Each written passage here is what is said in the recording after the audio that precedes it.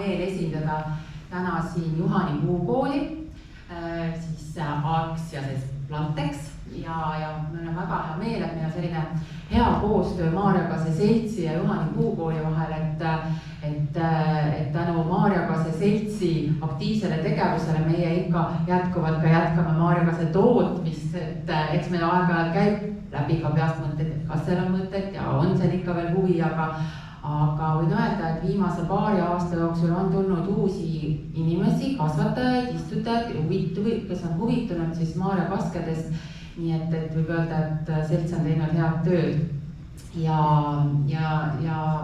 siinkohal siis meie aktiivne meeskond seal igapäevaselt toimetamas.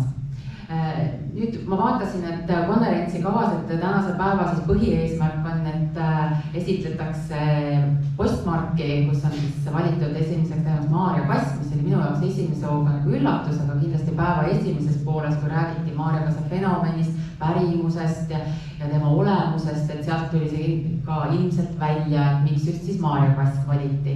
Ja ma võin öelda teile, et paari viimase aasta jooksul on mul olnud mitmeid Maarjakase kliente, kes on ostnud selle taime näiteks selleks, et tähistada oma pulmapäeva.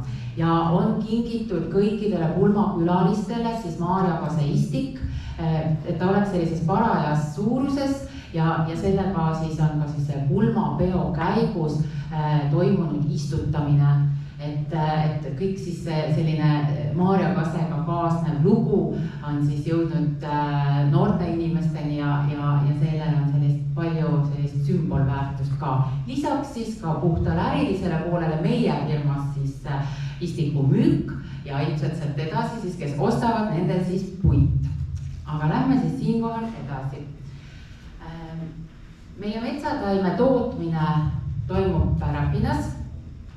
Lisaks Maarjakasele me toodame kokku siis üldse 2,5 kuni 3 miljonit metsataime aastas. Sellest 1 miljon on harilik kuusk ja 1,5 miljonit siis see koosneb teistest metsataime liikidest. Harilik mäng, arukask, sanglepp, toodame ka hübriidhaaba ja sealjuures siis ka sellesse samasse nimekirja kuulub siis ka Maarjakask. Nüüd kui rääkida toodangu mahust, et kui Ivar pöördus meie poole, et te olete ikkagi Eesti kõige suurem Maarjakase tootja, et siis kui me vaatame nüüd seda tordi lõiku siin, siis selle Maarjakase toodangu maht meie metsataime tootmismahust on 1%, ehk siis see hästi peenikene hall kriips seal, et suur osa on ikkagi harilikul kuusel, arukask ja siis harilik mänd, aga see vahekord ka hakkab muutuma, et harilik kuusk siis hakkab oma osakaalu täna kaotama ja selle võtab üle arukask ja harilik mänd. Põhjused on siis erinevad kooreüraski kahjustused, et mistõttu on metsamehed hakanud valima siis arukaske ja mändi ja kuusest natukene loobuvad. Nii et meie oleme siis 1%-ga siin toodame, vaatamata sellele ikkagi kõige suuremad. Nüüd kui rääkida siis Maarjakase tootmisest Juhani Puukoolist, siis alguse sai see 2007. aastal. Kuni 2015. aastani me tootsime Visakuningattari. 2015 lisandus siis veel Kuhmainen ja Tiitola Maarjakase kloonidest. Selle esimese perioodi jooksul 2007 kuni 2015 me tegime ka seemnekülve lisaks Meristeem laborpaljundusele. Aga seemnekülvidel ikkagi oli see puhtuse teema, et sinna, ütleme, et sinna sisse sattus ikkagi ka arukaske, mis oli probleem ja tänaseks hetkeks me siiski oleme läinud ainult laborpaljundusele, ehk siis me kasvatame ja paljundame siis taimi labori tingimustes, kasutame siis mikropaljundusmeetodit. Siin kõrval on siis näha sellised purgikesed, kus siis väikesed taimed kasvavad spetsiaalses keskkonnas, spetsiaalses temperatuuris ja alati küsitakse meie käest, et mis on see aine, mille sisse nad pistetud on, siis see on põhimõtteliselt agar-agar ehk siis marmelaad. ja noh, nagu te näete, siis siin tootmisnumbrid 2007 alustasime, 2008 on meil olnud väga suur tootmismahu kasv, aga selle taga on siis ühe kliendi eritellimus, kellel siis võiks juba täna või varsti hakata tulemused tulema. Aga edasi on ta ikkagi jäänud sinna, ütleme, 10-20 000 vahele siis see tootmismaht, et kuni 2015 siis 1 klooniga ja sealt edasi siis 3 klooni, nii et enam-vähem võrdsetes mahtudes 10 000, 10 000 ja 10 000, et vastavalt siis nõudlusele ja vastavalt, kuidas meil ka õnnestunud on, sellepärast et tihtilugu ka juhtub ka laboritingimustes, et mõni kloon näiteks sellel aastal ei õnnestu. Võime öelda, et nendest 3 kloonist kõige keerulisem, kõige halvemini paljud kuhumaine. Et temaga on meil pidevalt selliseid tagasilööke olnud. Nüüd see tootmistsükkel, et kuidas see siis ikkagi käib, kui pikk see on, et Maarja Kase me toodame valmis esimeseks müügiks 1 aastaga. Et see paljundamine algab detsembris ja kestab siis detsember, jaanuar, veebruar, märts.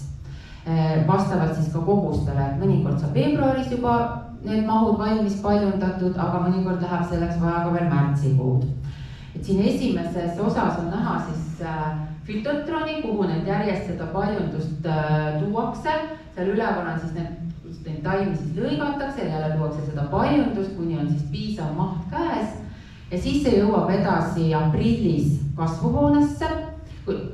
Märtsis hakatakse lõikama siis fütotronist taimest neid lõikeid ja need jõuavad siis praktiliselt 2-3 päeva jooksu peale lõikamist ilma juurteta, ongi sellised taimejupid, jõuavad siis kasvuhoonesse, kus on siis näha, et nad pistetakse, sealt purgist võetakse ja pistetakse siis kassetti. Et seal on kohe pildi pealt näha, kuidas siis meie töötaja seda teeb. Ja siis aprill, mai, juuni alguseni on nad siis kassetis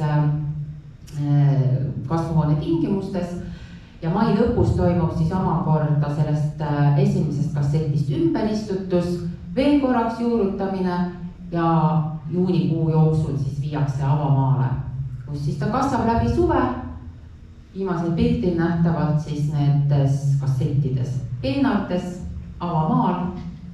Tagatud on kastmine, väetamine ja oktoobriks, kui taim on valmis ja lehed hakkavad langema, siis vastavalt ilmadele siis toimub pakendamine hoidlasse. Et sealt siis tehakse sorteerimine vastavalt pikkustele ja põld saabki puhtaks. Ja samal ajal tegelikult, kui toimub pakkimine hoidlasse, siis tegelikult meie labor hakkab juba talvist materjali vaikselt ette valmistama, külmikutest välja tooma ja juba valmistuma siis selleks detsembrikuuks, kui hakkab jälle uus tsükkel. Nii et selline aastane paljundustsükkel on siis Maarja Kase tootmiseks meie tootmisettevõttes. No siin veel natukene pilte, et ülemisel pildil on näha, kus on siis see lõikamiste koht ja jälle need purkides hoidmine ja siis selles fütotronis, kus on siis kogu see toodang tehisvalguse all, kontrollitud temperatuuril ja steriilses keskkonnas. Ja siin veel siis uuesti seda pistikute pistmist siis kasseti tingimustesse. Ja toodang siis, kui kiirelt rääkida, et müüme me Maarja Kaske siis 3 suuruses 25-40 centimeetrit, sorteerime suurusesse 40-80 ja siis 80-120 sellistes mõõtudes kassetis.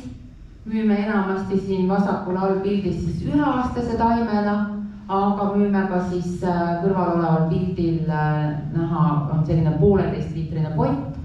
Ja neid enamasti ostavad need kliendid, kes tahavad vaheistutusi teha, kes tahavad lisaistutusi teha, kui neil juba midagi kasvab, et natuke suuremat istikut istutada.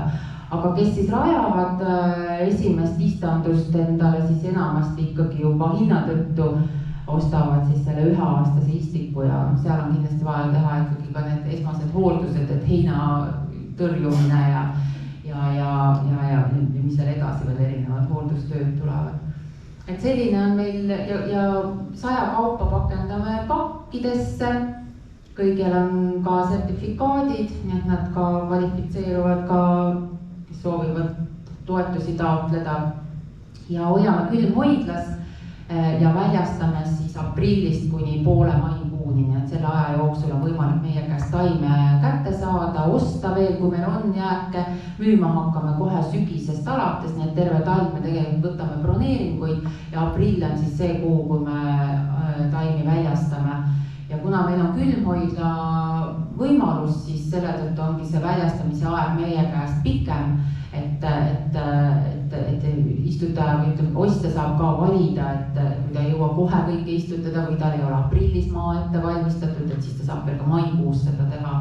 Et kui on paljasurne taim või õuetingimustes, siis tegelikult tuleb ikkagi aprillikuu jooksul istutus ära teha.